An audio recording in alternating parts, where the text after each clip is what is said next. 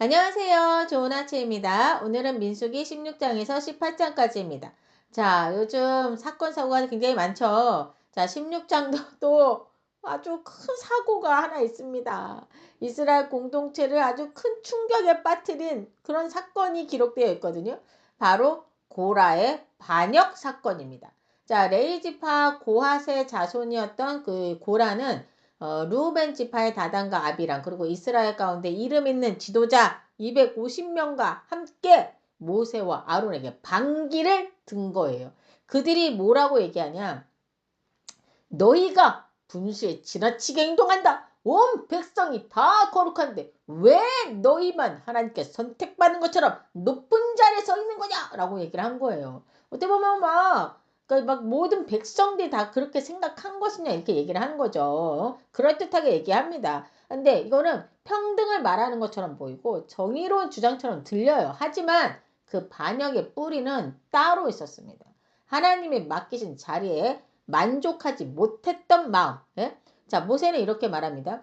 아니, 하나님께서 너희 레이지파를 특별히 구별해줘서 하나님께 가까이 하게 해가지고 여호와의 성막에서 봉사를 할 수 있게 하시고 회중 앞에서 그들 대신에 하나님을 섬기게 하였거든. 너희들이 이 일을 작게 여기고 오히려 제사장 직분을 구하느냐 이렇게 얘기한 거죠. 너희는 내 여호와 앞에 향로에 불을 담고 그 위에 향을 두고 다 여호와 앞에 나오라. 하나님께서 택하신 자는 거룩하게 되리라 라고 말을 합니다. 예? 자, 여러분, 이들은 이미 하나님 가까이에 있는 성막을 섬기는 그 특권을 받은 사람들이에요. 그 성막 안에 지성물, 귀한 지성물들을 다루는 사람들이잖아요. 그런데 그것으로는 충분하지 않았던 거예요. 예? 제사장 자리까지 원했던 거죠, 한마디로. 예? 비교가 시작되면 여러분 감사는 사라집니다. 예? 감사가 사라지면 어떻게 되죠? 욕심이 자라기 시작합니다. 그리고 욕심이 자라면 결국 질서를 무너뜨리게 되죠. 자, 모세는 이 상황 앞에서 감정적으로 대응하지 않습니다. 이 모든 것들을 다 하나님께 맡기죠.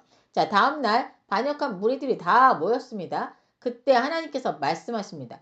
이 회중에서 떠나가라. 내가 그들을 순식간에 멸하겠다. 이렇게 얘기하시거든요.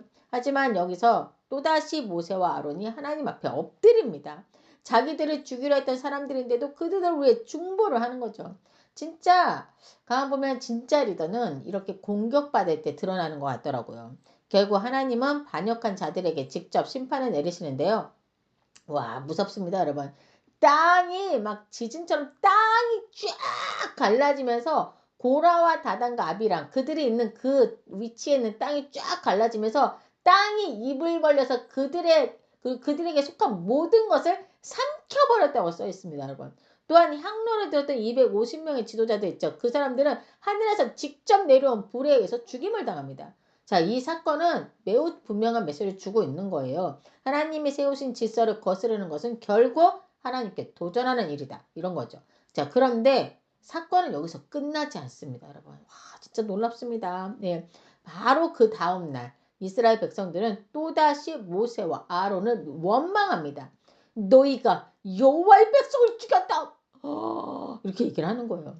여러분, 어제 막 땅이 갈라지는 것을 봤잖아요. 그게 아론과 모세가 했겠습니까? 어떻게 그게 가능합니까? 하나님이 하신 거잖아요. 그걸 봤는데도 사람의 마음이 이렇게 완고할 수 있다는 사실이 정말 놀랍기까지 하더라고요. 결국 하나님의 진노가 임하고 연병이 백성 가운데 퍼지고 시작합니다. 수많은 사람들이 쓰러져 갑니다. 막 죽어가는 거죠. 바로 그때 모세가 외치는 거예요. 아론에게. 속히 향로를 가져다가 불에 담고 향을 피우시오. 백성을 위해 속죄하십시오. 라고 얘기한 거죠. 아론이 또 지체하지 않습니다. 막 향로를 들고 죽어가는 사람들 사이로 막 뛰어간 거예요. 예? 성경은 아주 인상적인 장면을 기록했더라고요. 아론이 죽은 자와 산 자 사이에 섰을 때 그때 재앙이 멈췄다라고 써있거든요. 이 장면은 마치 훗날 우리를 위해 생명과 죽음 사이에 서신 예수님의 모습을 떠올리게 하더라고요. 공동체를 무너뜨린 사람들이 있는가 하면 이렇게 공동체를 살리는 사람도 있습니다, 여러분. 민수기 16장은 우리에게 중요한 질문을 하나 던지는데요. 나는 비교하며 다른 사람의 자리를 탐하고 있는가? 아니면 하나님이 맡기신 자리에서 충성하고 있는가? 공동체를 흔드는 사람인가? 아니면 세우는 사람인가? 사실 반역은 어느 날 갑자기 시작되지 않습니다, 여러분. 그쵸? 작은 불만, 작은 비교, 작은 인정 욕구가 쌓이다가 결국 마음속에서 하나님을 밀려나게 될 때, 하나님이 밀려나게 될 때 그때 시작이 되지 않습니까? 그래서 우리는 늘 기억해야 되는 것 같아요. 하나님이 주신 자리는 크고 작음의 문제가 아니라 순종의 자리라는 사실을 기억해야 되는 거죠. 그리고 또 하나 잊지 말아야 할 장면이 있는데요. 끝까지 백성을 포기하지 않고 재앙 속으로 뛰어들어간 아론의 모습입니다. 하나님은 오늘 우리도 그런 사람으로 부르고 계신 겁니다. 비교하는 사람이 아니라 감사하는 사람으로, 무너뜨리는 사람이 아니라 세우는 사람으로, 그렇죠? 정죄하는 사람이 아니라 중보하는 사람으로 말인 겁니다. 자, 민수기 16장은 우리에게 이렇게 말하고 있어요. 하나님이 맡기신 자리에 충성해라. 그리고 가능하다면 생명을 살리는 편에 서라 라고요. 자, 이제 민수기 17장으로 넘어가 볼게요. 이 장은 하나님께서 아론의 가문만이 제사장으로 선택받았다는 사실을 다시 한번 확증하는 장면입니다. 고라의 반역 사건 이후 다시는 공동체 안에 이렇게 똑같은 이런 같은 혼란이 일어나지 않도록 하나님께서 분명한 증거를 보여주시는 장이거든요. 그러니까 이제 하나님은 각 지파의 지도자들에게 지팡이를 가지고 오라고 하세요. 그리고 그 위에 각 지파에 자기 이름을 쓰게 합니다. 그리고 레위 지파의 지팡이에는 아론의 이름을 기록하게 하신 후에 그 지팡이들을 어디에 갖다 두냐? 성막 안에 언약궤 앞에, 그 지성소 안쪽에 안에 있는 언약궤 앞에 이렇게 두라고 말씀하신 거예요. 명령하신 거예요. 자, 다음날 이제 모세가 성막에 들어가서 보니까 깜짝 놀란 거예요. 예? 아론의 지팡이에서만 싹이 나고 꽃이 피고 막 살구 열매까지 맺혀 있었던 겁니다. 이게 아이고야, 이게 가능한 일입니까? 여러분, 지팡이는 이미 잘려진 나무잖아요. 생명이 나올 수 없는 완전히 죽은 막대기거든요. 그런데 하나님은 그 죽은 지팡이에서 생명을 피어나게 하셨던 거예요. 이거는 단순한 기적이 아닙니다, 여러분. 하나님이 세우신 사람은 하나님이 직접 증명하신다는 선언이었던 거죠. 사람들이 인정해서 리더가 되는 것이 아니라 하나님의 선택이 그 사람을 세우는 거라는 거죠. 그럼 왜 하나님은 이러한 분명한 표적까지 보여주셨던 걸까? 그렇죠? 자, 여러분, 리더십이 흔들리면 공동체가 무너지기 때문인 겁니다. 그래서 하나님은 논쟁으로 끝내지 않으시고 누구도 부인할 수 없는 그 증거로 이 질서를 정확하게 세워주신 거였던 거죠. 자, 그런데 이 장면은 우리에게 더 깊은 의미를 보여주는데요. 여러분, 죽은 지팡이에서 생명이 나온 것처럼 성경은 계속해서 죽은 곳에서 생명을 만드시는 분임을 증언하고 있거든요. 나중에 이제 우리가 막 보면 막 죽은 뼈들 있죠. 뼈들이 막 이렇게 살아나는 장면, 마른 뼈가 살아나는 장면부터 해가지고 여러 가지 그런 일들이 막 일어나잖아요. 그리고 이것은 장차 오실 참된 대제사장 예수 그리스도를 떠올리게 합니다. 십자가는 죽음의 상징이었지만 그 죽음에서 부활의 생명이 나타나지 않습니까? 자, 이제 우리는 아론이 아니라 예수 그리스도를 통해 하나님께 나아가는 존재가 됐죠.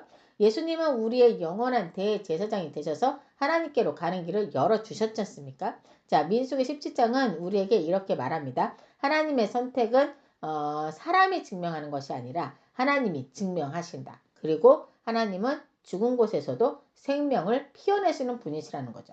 자, 그러므로 우리는 다른 사람의 자리를 바라보기보다는 하나님이 맡기신 자리에 충성해야 한다는 거, 그리고 하나님의 선택을 신뢰하고 생명을 이루시는 하나님의 믿음에 살아가는 저와 여러분이 되기를 기도합니다. 자, 18장에서는 제사장과 레위인에 관한 규정을 다루고 있어요. 우리 하나님께서는 아론의 쌍난 지팡이로 한번 못을 아주 그냥 단단히 박으셨죠. 그렇죠? 그런데 18장에서 한 번 더 단단히 일러주는 모습인 것 같더라고요. 그리고 18장에서는 그 선택이 단순한 선언이 아니라 하나님의 질서를 세우기 위한 것임을 다시 한번 강조하시는데요. 하나님은 아론과 그의 자손을 제사장으로 세우시고 레위 지파는 그들을 돕는 섬기는 자로 맡기시지 않습니까? 근데 사실 이 내용들 우리가 이미 다 아는 내용들이에요. 이거 레위기에서도 다 말씀하셨고요. 이 내용 민수기 4장에서도 말씀하셨던 내용이에요.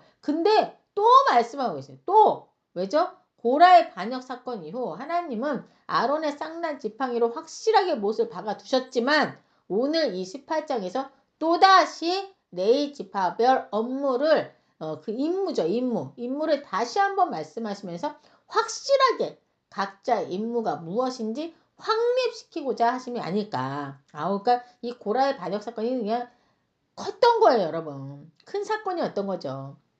자, 레위는 성막을 지키고 모든 관련 업무를 담당했지만 성소의 기구와 제단에는 가까이 할 수 없었죠. 왜죠? 거룩함에는 반드시 경계가 필요했기 때문입니다. 하나님의 일은 아무 방식으로나 감당할 수 있는 일이 아닙니다, 여러분. 먼저 제사장 한번 볼게요. 제사장의 역할은 크게 두 가지가 있어요, 여러분. 성소의 거룩한 기물을 관리하는 일, 성막 안에, 성소 안에 들어갈 수 있는 사람은 정해져 있죠. 레위인들 절대 못 들어갑니다. 예, 제사장들만 들어갈 수 있었습니다. 그 성소의 거룩한 기물을 관리하는 일, 그리고 제단에서 제사를 드려서 백성들이 하나님의 진노로부터 보호받도록 하는 일이었지 않습니까? 자, 그런데 여기서 우리가 반드시 붙잡아야 할 말씀이 있습니다. 하나님께서 그 직분과 직무를 선물로 주셨다고 말씀하시더라고요. 18장 6절에 보시면 보라, 내가 이스라엘 자손 중에서 너희의 형제 레위인을 택하여 내게 돌리고 너희에게 선물로 주어 해마게 일을 하게 하였나니 라고 적혀 있거든요. 그러니까 하나님은 이 직분을 선물이라고 표현하고 계신다는 점이에요. 여러분, 사역은 내가 선택해서 하는 일이 아니라 하나님이 맡겨주신 은혜라는 뜻입니다. 이 사실을 깨닫는 순간 우리의 태도는 달라집니다, 여러분. 돋보이기 위해 섬기는 것이 아니라 하나님의 영광을 위해 살아가게 된다는 거죠. 또한 하나님은 제사장과 레위인에게 땅의 기업을 주지 않으십니다. 이것도 알고 계시죠? 대신 이렇게 말씀하세요. 내가 너의 분기시요 기업이다. 야, 여러분, 이 말은 놀라운 선언인 거예요. 여러분, 세상적인 기반이 없어 보여도 하나님 자신이 책임지시겠다라는 약속이거든요. 레위인은 그 이스라엘 백성의 그 11조로 공급을 받았거든요. 그들 또한 받은 것에서 또 다시 또 하나님께 11조를 드려야 했죠. 이 모습을 통해 우리는 중요한 원리를 보게 되는데 하나님의 공동체는 경쟁하는 구조가 아니라는 거예요. 서로를 살리는 구조라는 거죠. 제사장은 하나님과 백성 사이를 중재했죠. 레위인은 그 사역을 도왔죠. 백성은 그들에게 공급을 했습니다. 그러니까 모두가 이렇게 연결되어 있는 공동체를 세워갔던 거죠. 자, 그런데 이 말씀을 묵상하다 보면 한 가지 질문이 마음에 이렇게 떠올라요. 뭐냐? 만약 내가 그 시대에 있었다면, 과연 나는 불평하지 않았을까? 왜 저 사람이 리더지? 왜 저 사람만 그 자리에 있는 거지? 사실은 우리도 어쩌면, 저들처럼 쉽게 비방하고 흔들렸을지도 몰라요. 그쵸? 그래서 하나님은 이 이야기를 기록하게 하셨는지도 모릅니다. 왜요? 우리가 같은 실수를 반복하지 않도록 우리에게 말씀하시기 위함인 거죠. 민수기 18장은 분명히 말합니다. 순종 없는 삶에는 형통이 없다. 하나님과 함께하는 삶에만 참된 형통이 있다라는 겁니다. 하나님은 이스라엘의 실패를 통해 우리에게 경고하시고 동시에 길을 보여주고 계신 거예요. 그러므로 우리는 다른 사람의 자리를 바라보고 탐내기보다는 하나님이 맡기신 자리에서 충성해야 하는 겁니다. 그리고 여러분 기억합시다. 하나님이 우리의 기업이 되신다면 그보다 더 안전한 삶은 없는 거예요. 오늘도 하나님이 맡기신 자리에서 기쁨으로 순종하며 살아가는 우리가 되기를 바랍니다. 자, 이 시간 다 같이 기도하고 마칠게요. 사랑의 하나님, 고라의 반역과 백성의 원망을 보며 우리 안에도 자리 다툼과 불평의 마음이 있지 않은지 돌아봅니다. 하나님께서 세우신 질서를 가볍게 여기지 않게 하시고 맡겨주신 자리에서 충성하게 하여 주옵소서. 죽은 지팡이에서 생명을 피우신 주님, 우리의 교만과 욕심을 꺾으시고 하나님만이 우리의 기업이심을 고백하길 원합니다. 직분을 선물로 여기고 공동체를 세우는 사람으로 살게 하시며 늘 순종으로 주님과 동행하는 삶을 살게 하여 주옵소서. 이 모든 말씀 우리 주 예수 그리스도의 이름으로 기도드립니다. 아멘.